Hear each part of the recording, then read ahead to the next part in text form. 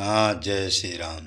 चित्रकूट धाम में मानव धर्म यात्रा की तरफ से जहाँ तहाँ संतों का भंडारा होता रहता है और जो भक्त लोग सहयोग करते हैं उसी पैसे से हम जो है या स्वयं कराते हैं या जहाँ भंडारा होता है वहाँ कुछ ना कुछ हम दान आप लोगों का दे दिया करते हैं, जिससे कि आपका दान जो सदुपयोग हो।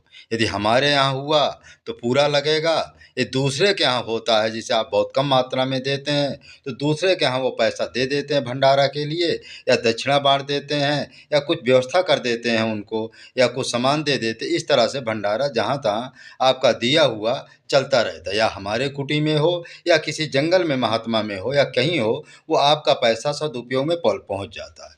क्योंकि उसमें लिखा है कि एक कहावत है, एक भक्त था जगदीशपुरी जा रहा था, लेकिन एक सेठ ने उनको जो 100 रुपया दिया। आज से 150 साल पहले की बात है। लेकिन वो भक्त पंडित जी जो है 98 रुपया तो संतों में बांट दिए, और जो 98 रुपया संतों में बांटे तो जगन्नाथ जी जाकर वो सेठ से कहें कि तुम्हारा 98 रुपया हमको प्राप्त हो गया, लेकिन 2 रुपया हमको प्राप्त नहीं हुआ। 2 रुपया इसलिए नहीं प्राप्त हुआ कि 98 रुपया उन्होंने संत सेवा में लगाया। जहाँ तहाँ जमात पड़ी थी, सबको आटा दाल चावल घी चीनी दे दिया करते थे और वहाँ जो है उससे पंगत होती थी। तो मैंने संतों के मुख में गया, इसलिए पूरा फल मिला। और जो पैसा गोलक दान पेटिका में डाला तो जगन्नाथ जी ने कहा वो पैसा हमको नहीं मिला। इसी तरह से समझ लो, जो पैसा आप हमको देते हैं यदि हम वो संत सेवा में लगाएंगे तो वो पैसा आपका भगवान के यहाँ पहुँच गया, आपको दान पत्र में पहुँच गया।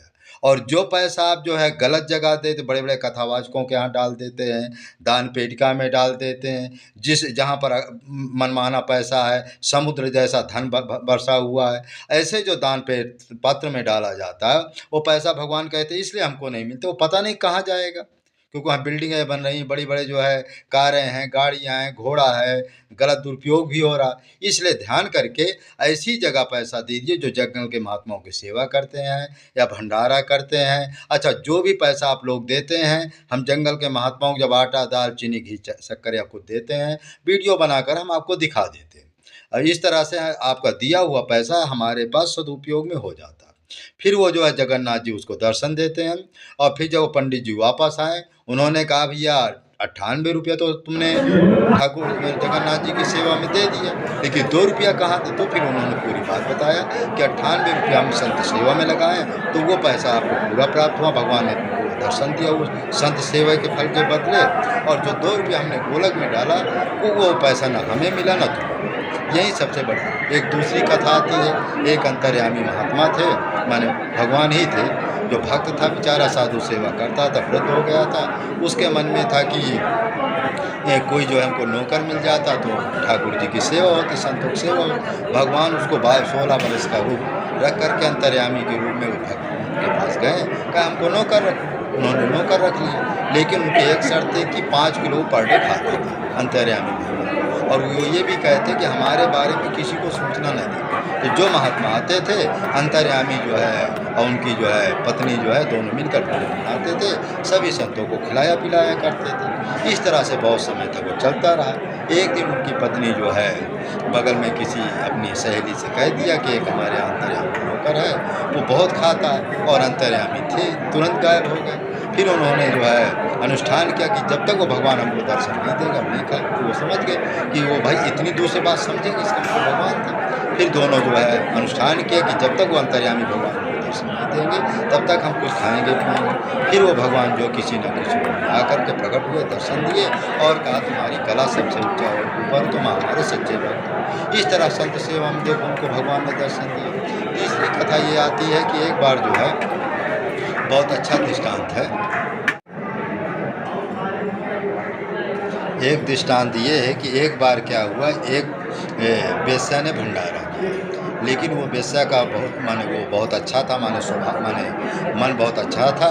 तो पुजारी ने पूछा कि भाई एक पैसा कहाँ से लाए? वेश्या ने बताया कि पैसा मेरे गलत ढंग से पैसा। तो पुजारी ने डांट दिया। वृंदावन की कथा है। लेकिन वो वेश्या बहुत दुखी हुई, बेचारे भगवान से प्रार्थना किया। भगवान ने वो उससे कहा, पुजारी से कहा कि ये पैसा ले लो और लेकर इसका भंडारा कर दो और सभी संतों को निमंत्रण दो। सभी संत लोग आए, खाएँ पिए। देखिए वेश्या का भंडारा था, भाव तो दिखाएगा ही। फिर दूसरे दिन जो अच्छे महात्मा थे उनके मन में गलत विचार उठने लगे, गलत दृश्य देखने लगे। तो फिर कई महात्माओं ने बेचारे दुखी भी थे कि जो रोज भगवान ठाकुर जी के दर्शन होते थे, आज कौन सा ऐसा गलत अन्न खा लिया कि जो माने ठाकुर जी के दर्शन नहीं होते। उनमें एक सिद्ध महात्मा थे जो अंतर्यामी थे और माने दिव्य दृष्टि थी, वो भंडारा खाने नहीं गए। तो उन्होंने कहा कि कल जो तुमने भंडारा खाया था दृश्य का, उसी का प्रभाव है, ठाकुर जी दर्शन नहीं दिए, वो तो पाप तुम्हें लगेगा ही। फिर वो सभी लोगों ने वो महात्मा जी प्रार्थना की है कि प्रभु आज के बाद हम ऐसा कोई गलती नहीं करेंगे और ऐसा भंडारा हम खाएंगे ही। फिर भगवान से उन्होंने आराधना किया, भगवान प्रकट हुए, उन्होंने सभी संतों को क्षमा कर दिया और कहा कि प्रसाद का अर्थ होता है कि मुख में जाए और पेट में ना जाए, उसका नाम है प्रसाद।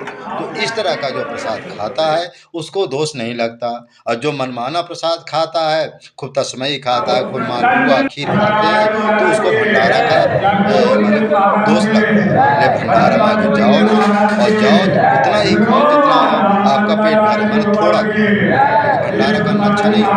हाँ, एक ही प्रार्थना भक्तों से और है कि कभी भी आप लोग पैसा संतों के लिए डालिए, हमारे खाता में डालिए, माने गलत पैसा, क्योंकि गलत पैसा आएगा तो महात्माओं का जो बुद्धि खराब होगी वो आपको पाप देगा। इसलिए कभी भी ध्यान रखिए कि आपकी सच्ची कमाई का हो, मेहनत की कमाई का हो, ईमानदारी की कमाई का हो, वो पैसा आप हमारे दान पेटिका में डाल सकते हो, वो पैसा कर सकते हैं और राशन वितरण कर सकते हो, क्योंकि हम आटा दाल चावल बांटते रहते हैं, मंडी जा करके साग सब्जी बांटते रहते हैं। इसलिए हमेशा जो है सात्विक दान करोगे तो आपको स्वर्ग मिलेगा, और गलत दान करोगे न तुम्हें मिलेगा न महात्माओं की भी बुद्धि खराब होगी। और तीसरी कथा ये आती है कि एक बार क्या है, महात्मा और वहाँ रहते थे, वृंदावन में रहते थे, खूब दान पुण्य करते थे, खूब भजन करते थे, लेकिन उनसे थोड़ा गलती हो गया, कुछ संतों के नाम से पैसा आया था, वो पैसा अपने घर परिवार में दे दिए, धंधा करने के लिए, न उन्होंने पैसा मांगा न घर वालों को। प्रेतियों ने मरने के बाद पुजारी को दर्शन दिया, पुजारी ने कहा, पुजारी से कहा भाई हमसे गलती हो जा करके फलाने माने बंगाल के इस गाँव में रहता है, उससे कह दो कि जो हमने 50,000 रुपया दिया है उसके 4 गुना बढ़ा कर दो, 2 लाख रुपया लेकर के चुनाव करते, ये पूरे परिवार का सत्यानाश करते। ये वो पुजारी गया, पूरा गाँव के साथ 50,000 की। इस तरह से वैष्णो दास जी का उद्धार हो जाता, माने प्रेतियों से मुक्ति हो जाती। एक महात्मा और थे, जंगल में रहते थे, नाम नहीं बताएंगे, जानते हैं, वो भी इसी तरह से जो भी महात्मा आते थे, जो भी भक्त आते थे, वो पैसा रख लेते, मैंने सामान रख के 50 रुपये का सामान रख देते, तो 10 रुपये को बांट देते थे, 40 रुपये या 100 महात्मा का आते थे तो 20 महात्मा बांट देते हैं, 80 महात्मा।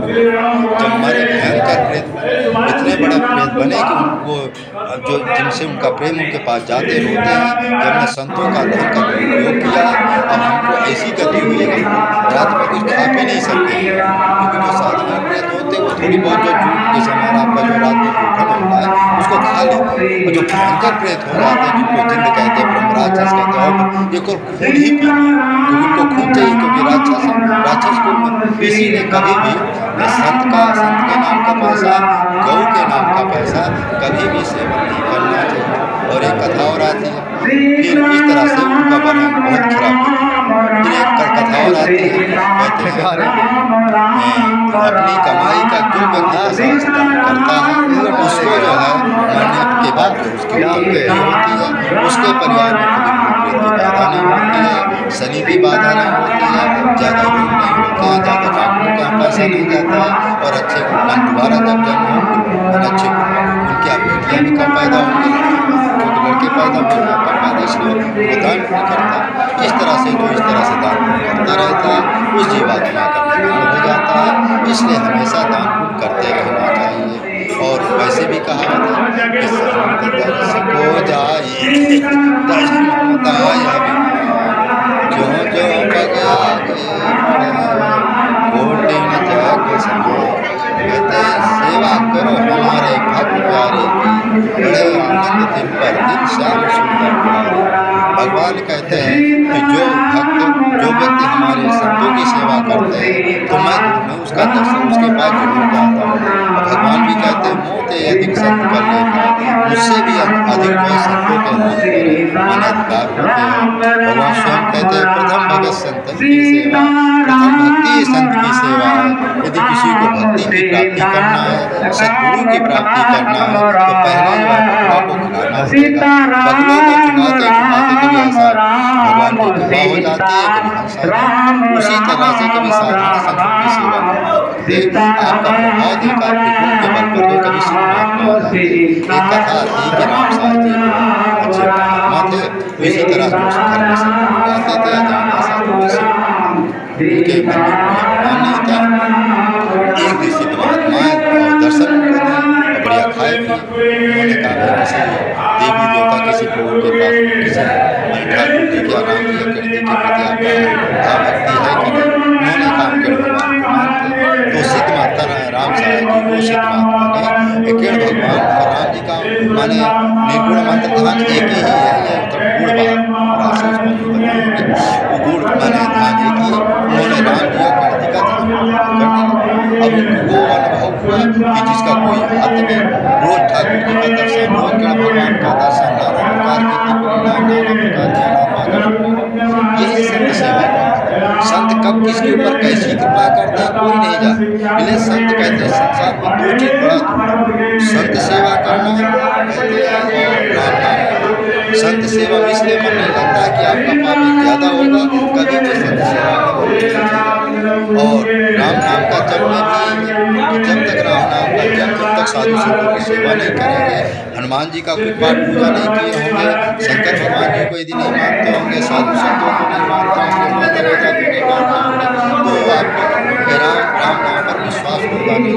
और राम नाम पर विश्वास कब होता? जब किसी अच्छे महात्मा से गुरु मंत्र आप ले लें। महाराज जी को इस तरह से अपार अच्छा हमारा लक्ष्य रहता है संतों की लीला है, महात्मा या गुफाओं के अंदर कहीं कोई महात्मा। तो इसीलिए सभी लोगों से आग्रह प्रार्थना है कि आप लोग हमेशा जो है साधु संतों की सेवा करते रहें। संत सेवा से बढ़कर संसार में कुछ नहीं है, राम नाम से बढ़कर कुछ नहीं है। इसलिए जो व्यक्ति हमेशा साधु संतों की सेवा करते रहते हैं उनको भगवान कहते हैं योगक्षेम उनका योगक्षेम वहां हम स्वयं भगवान करते हैं। इस तरह से भगवान की अपार लीला है। थोड़ा महाराज तो इसलिए सभी लोगों अब देखो ये महात्मा को हम दान दे रहे हैं। ये महात्मा को के पास खाने पीने के नहीं हमसे आग्रह किए कि महाराज जी को हमको चावल का दान दीजिए, तो हमने 10-12 किलो इनको दान दिया और इन्होंने आप सभी भक्तों को आशीर्वाद दे रहे हैं कि जो लोग कहते हैं सकल आशीर्वाद तुम्हारा जब लग गंग जमुंदर, जो यह दान करते हैं आपका परिवार आपके बच्चे सभी सुखी रहें। इस तरह से ये संत जानकारी आप लोगों को आशीर्वाद देते हैं। हम जंगलों में, कंदराओं में, गुफाओं में जहाँ भी महात्मा होते हैं उनको हम दान देते रहते हैं। इससे तुम्हारा कल्याण होता है। हमको भी चलो हमको भी संत सेवा का फल मिल जाता है। और हमको देखो हम मानव धर्म के प्रवर्तक, मानव धर्म के वो हमारे मानव धर्म में हमारे गुरुदेव भगवान एक बार क्या हुआ कुछ दूरी पर एक जो है भूखे प्यासा परिवार रहता है। अब देखो महाराज जी सिद्ध महापुरुष थे, परमात्मा थे, श्री कृष्ण भगवान के साक्षात अवतार, फिर भी 3 किलोमीटर साइकिल चला करके 10 किलोमीटर 3 किलोमीटर उस परिवार को रोज आटा दाल चावल लेकर के जाते थे हफ्ता में, या कभी आटा अच्छा कोई भोजन मिला आश्रम में तो पहुंचाते थे। इस तरह से वो हमेशा देते रहते थे। तो कहने का मतलब उसी तरह से हम मानव धर्म के हमारा लक्ष्य है कि संतों का चाहे कोई किसी का जो है माने सेवा करना ही हमारा लक्ष्य है। इसीलिए हम सभी संतों की सेवा करते रहते, यही मानव धर्म है।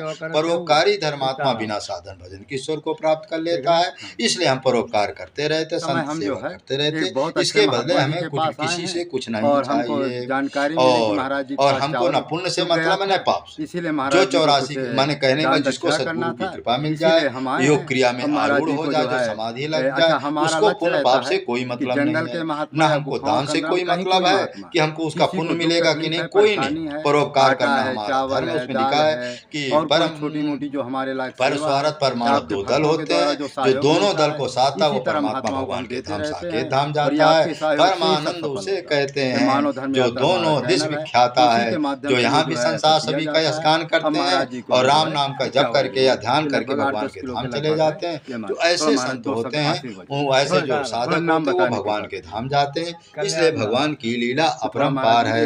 इसलिए सभी लोगों से आग्रह प्रार्थना है कि आप हमेशा संत सेवा करते रहो। और एक चीज और है, मानव धर्म का उद्देश्य क्या है? कहते हैं कुछ भी बनने के पहले आप मानव बनो।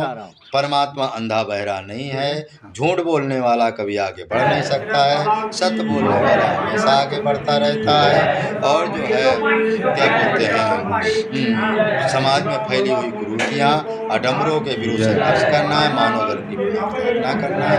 अनाचार दुराचार पूरे भारत में जाएगा। सभी संप्रदाय जहाँ और सभी ये संत भगवान प्रसाद पा रहे हैं, इसको कहते हैं ब्रह्मकुंड। पृथ्वी पे राम अर्चा ब्रह्मा जी ने सबसे प्रथम ब्रह्म अर्चा ब्रह्मकुंड में किया था, है ना। तो यहाँ संत अच्छे भजन करते हैं, अच्छे अच्छे दिव्य संत हैं, है ना। आप कृपा करके दर्शन दीजिए कभी। इस तरह से जो व्यक्ति करता रहेगा भगवान के धाम जाएगा। और क्योंकि राम नाम का जप की अपार महिमा है। कहते हैं राम नाम सोई जपे जो जप आया बामन अविरल भगत विशुद्ध तो जी खोजत मिले तो पूरे कर्म करेंगे। इसीलिए लोगों से प्रार्थना। देखो ये जो सिद्ध महात्मा है, ये मूर्धध्वज के ऊपर रहते हैं। इनके ये 12 साल से अखंड राम नाम का जप करते हैं। इनको वहाँ के जो सिद्ध महात्मा है इनको हमेशा दर्शन देते हैं। अपने मुख से इन्होंने कहे, थोड़ा मौन रहते इसलिए बोलते कम है। ये मूर्धध्वज के ऊपर रहते हैं। लगभग जो है 1000 फुट की ऊंचाई है। उसमें लगभग 400-500 सीढ़ियाँ हैं। उसमें ये सिद्ध महात्मा रहते हैं। इसलिए इनके बारे में और ये बहुत कम बोलते हैं, थोड़ा संकेत मात्र से देते हैं। जो जिसको जो आशीर्वाद देते हैं उसकी कामना पूरी हो जाती है।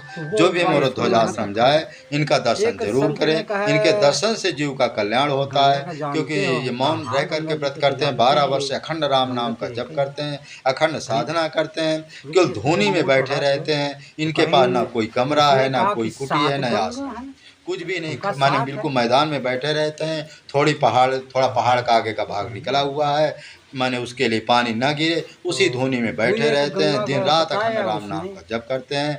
ऐसे जो संत होते हैं उनके बारे में जितना कहा जाए उतना कम है। कहते हैं संत की महिमा वेद न जाने, जेता सुना तेता बखियाने। संत की महिमा वेद भी नहीं जानता तो हम क्या कहें। इसीलिए सभी लोगों से आग्रह प्रार्थना है कि आप लोग जो ऐसे संतों का दर्शन करें, इनका सत्संग करें। क्योंकि मौन रहते हैं, बोलते नहीं हैं। संत दर्श को जाइए तज ममता अभिमान, जो जो पग आगे बढ़े प्रथम भगत संतन कर संगा, दूसर ममृत कथा। इस तरह से जो है संतों का सत्संग और भगवान की कथा हमेशा सुनते रहना चाहिए। जो संतों की कथा सुनता है, संतों का दर्शन करता है, वो भगवान के यहाँ से उसका बेड़ा पार हो जाता है। ये मूर्धध्वज की सीन है। यहाँ पर देखो अविरत धारा बहती रहती है। इस तरह से 24 घंटा धारा बहती रहती है और ये हमेशा चलती रहती है। इसका हमने जल रख दिया, बहुत ठंडा, बहुत जो है शक्तिवर्धक है। और इसमें जो है राजा मूर्धध्वज तपस्या किए थे, जिनको कृष्ण भगवान ने उनकी परीक्षा लेने गए। उन्होंने अपने लड़के को माने एक शेर था और उन्होंने कहा अपने बच्चे का मांस दे दो। उन्होंने नकार दिया, लेकिन उन्होंने कहा यदि तुम नकारोगे तो हम तुम्हारा कुछ नहीं खाएंगे पिएंगे। फिर वो अपने बच्चे को आरा से चीर करके शेर के सामने रख देते हैं। उतने में कृष्ण भगवान और अर्जुन दोनों प्रकट हो जाते हैं। कहते हैं हम ही भगवान हैं, तुमने हमारी परीक्षा में पास हो गए, अब जो कुछ वरदान आपको चाहिए बताइए। लेकिन उन्होंने जैसे वरदान दिया तो लड़का तुरंत जीवित हो जाता है। और उन्होंने कहा कि आज हम तुमको अविरल भक्ति का वरदान देते हैं। इस मूर्धध्वज आश्रम में जा करके घोर तपस्या करो और वहाँ आपको हमारे दर्शन भी होंगे, हमारे धाम की प्राप्ति होगी। इसलिए कृष्ण भगवान के आशीर्वाद से इस मूर्धध्वज आश्रम में उन्होंने आए, यहाँ पर घोर साधना किया। देखो जल अखंड चल ही रहा। इसके अंदर गुफाएं हैं, इसमें रहते हैं। इसमें बड़े बड़े शेर बाघ भी आज भी रहते हैं, पहले भी रहते थे। इसलिए आप लोगों का बड़ा भाग है कि जो ऐसे संतों के पास गए हैं। फिर मूर्धध्वज ने उनसे आशीर्वाद लिया कि हम एक वरदान मांगते हैं कि ऐसी परीक्षा कलयुग में किसी से नहीं करना।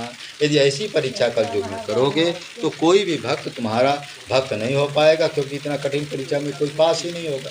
तब कृष्ण भगवान ने कहा ठीक है, कलयुग में हम ऐसी कोई परीक्षा नहीं करेंगे जिससे हमारे भक्त का जो है हमारे प्रति अश्रद्धा उत्पन्न हो। अच्छा, कलयुग में भगवान माताओं को बहुत जल्दी दर्शन देते हैं, अपने घर परिवार का कार्य करते हुए। जो किसी अच्छे गुरु मंत्र से गुरु मंत्र लेकर के माताएं राम नाम का जप करती है, हनुमान जी का जप करती हैं या शंकर जी का जप करती हैं, उनको जो है ठाकुर जी और हनुमान जी की या शंकर भगवान की कृपा जरूर प्राप्त होती है। और एक चीज़ और, जो महिलाएं कहीं बाहर नहीं जा सकती हैं, किसी गुरु के पर विश्वास नहीं है, क्योंकि बिना परिचय की कोई कहाँ जा सकता है, तो आप लोगों से प्रार्थना है उसको जो है हमसे बात कर दिले, हम भी उनको राम नाम के या जिस देवी देवता को मंत्र कहें उसको हम बता देंगे। जय श्री राम। अच्छा, साल में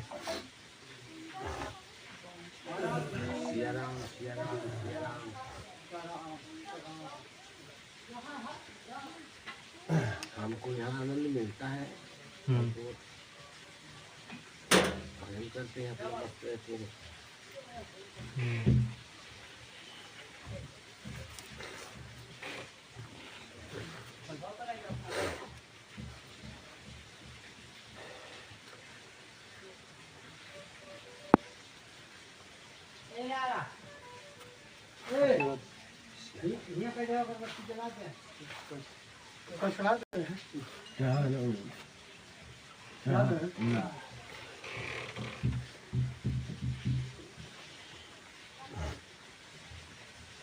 महाराज जी जय सीताराम, हर भोलेनाथ, जय सीताराम, जय सीताराम। और भैया भगवान भैया हरो सबके सीताराम है। मैं पिछले 22 को आया था, आपकी के 22 में आया था, कहीं नवरात्र रही है, कहीं कोई काम नहीं होगा तो फिर वहीं से वापस हो गए। और फिर मौका नहीं पाए वहाँ तक 22 पे भैया भाई तो कुछ होना नहीं है, टाइम टूट जाएगा, क्या मतलब है, तुरंत ही वापस हो गए। फिर तो हम तो आपकी चली फिर दर्शन के महाराज जी का। उस बार में मिली थी ना। हाँ, मैं यहाँ तक आया, खाना यहाँ से खा के गया था अगली बार। जो ये 22 गई ना, आज 7 दिन पहले, 7 के 5 दिन, तो वो 22 को यहाँ का खाना। एक संत ने कहा गंगा का जानते हो? हम कहा हाँ गंगा जी को तो जानते हैं, ये गंगा तो एक ही है। कहीं रुकिए तुम मोड़ तो हला दो, तो कहीं उसने कहा कि 7 गंगा हैं। हम कहा 7 है। कहा भाई हमको तो नहीं मालूम। तो 2-1 गंगा का बताया उसने, तो मैं कहा मानता हूँ। तो मैं कहा शायद और किसी को 7 गंगा का नाम मालूम हो तो शायद मुझे मिल जाए 7 गंगा का नाम। एक माँ है गंगा, माँ गंगा, बस वही। हाँ। हाँ, 3 का वर्णन शास्त्र में है, 3 का है। 3 का है।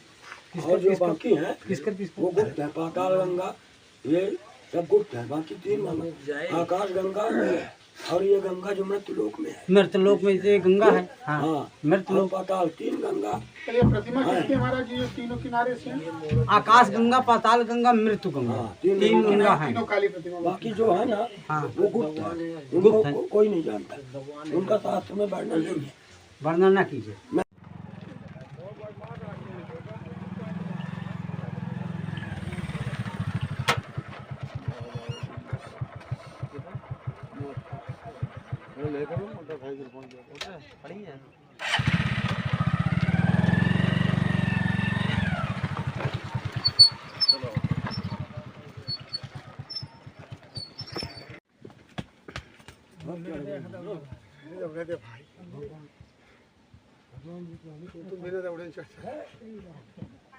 बुकिंग का क्या हुआ?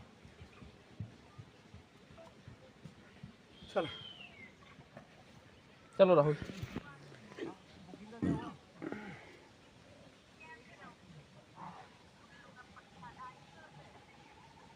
पागल है क्या?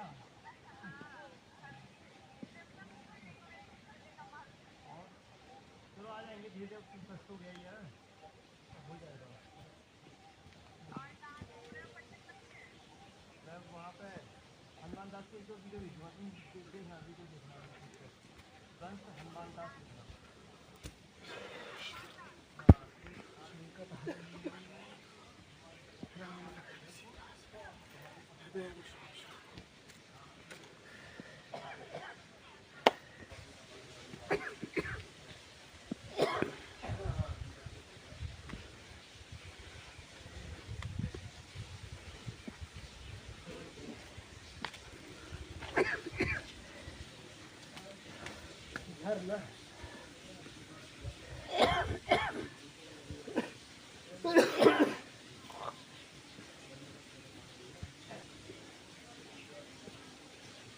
कहाँ यहाँ पे चला पहले यहाँ पे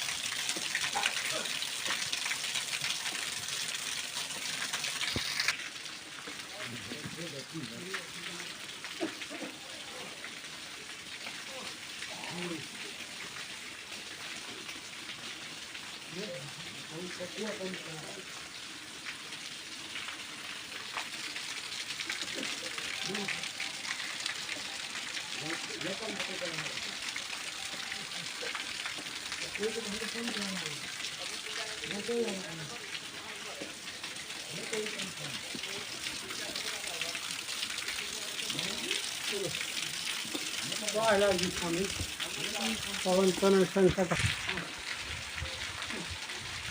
अच्छी बात ये देखा भाई पानी कहाँ चला यार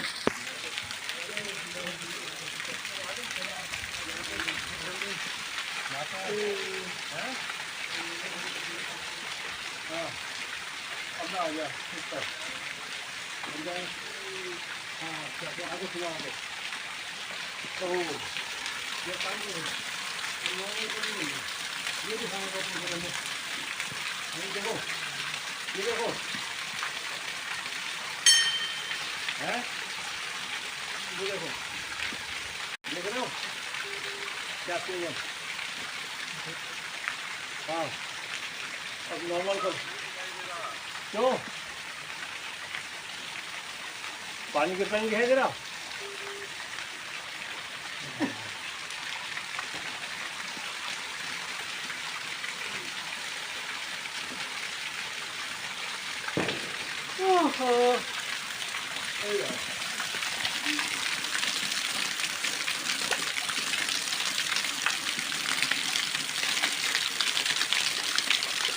हेलो हेलो हेलो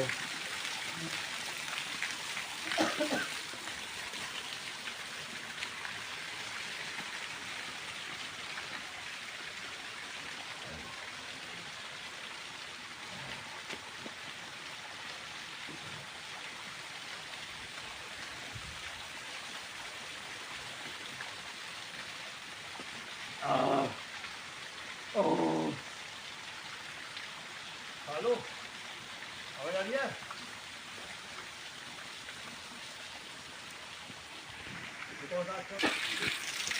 हेलो सुन रहे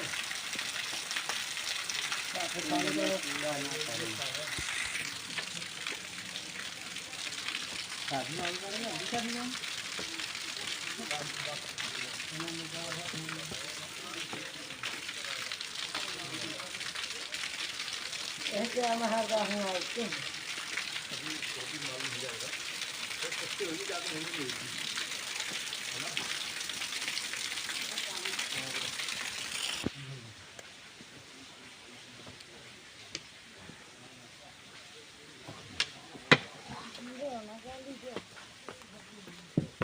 हूँ ये पानी नहीं ना समा जा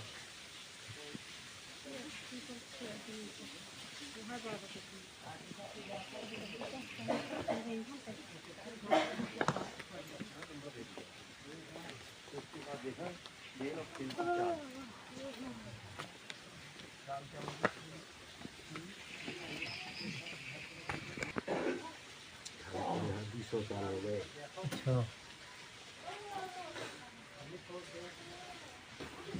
साल में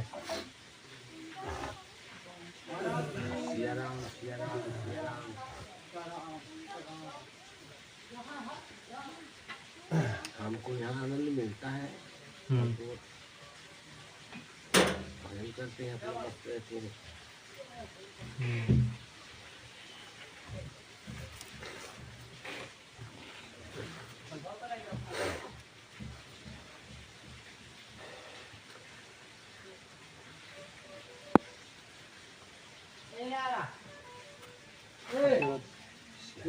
कल चढ़ाते हैं चढ़ाते हैं।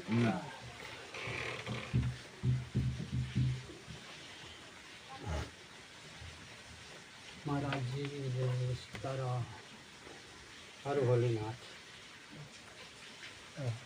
जय सीताराम। और भैया भैया हरो सबकी सीताराम है। मैं पिछले 22 को आया था, आपकी कि 22 में आया था, कहीं नवरात्र रही है, कहीं कोई काम नहीं होगा तो फिर वहीं से वापस हो गए और फिर मैं कह नहीं पाए वहाँ तक। 22 पे भाई तो कुछ छोड़ना नहीं है, टाइम टूट जाएगा, क्या मतलब है, तुरंत ही वापस हो गए। फिर तो हम तो आपकी चली फिर दर्शन के आई महाराज जी का। उस बार में मिली थी ना। हाँ, मैं यहाँ तक आया, खाना यहाँ से खा के गया था अपनी गाय। जो ये 22 गई ना, आज 7 दिन का होगा, 7 के 5 दिन, तो वो 22 को यहाँ तक खाना। एक संत ने कहा गंगा का जानते हो? हम कहा हाँ गंगा जी को तो जानते हैं, ये गंगा तो एक ही है। कहीं रुकिए तुम मुँह तो हला दियो, तो कहीं उसने कहा कि 7 गंगा हैं। हम कहा 7 है। कहा भाई हमको तो नहीं मालूम। तो 2-1 गंगा का बताया उसने, तो मैं कहा मानता हूँ। तो मैं कहा शायद और किसी को 7 गंगा का नाम मालूम हो तो शायद मुझे मिल जाए 7 गंगा का नाम। एक माँ है गंगा, माँ गंगा, बस वही। हाँ। हाँ, 3 का वर्णन शास्त्र में है, 3 का है। 3 का है।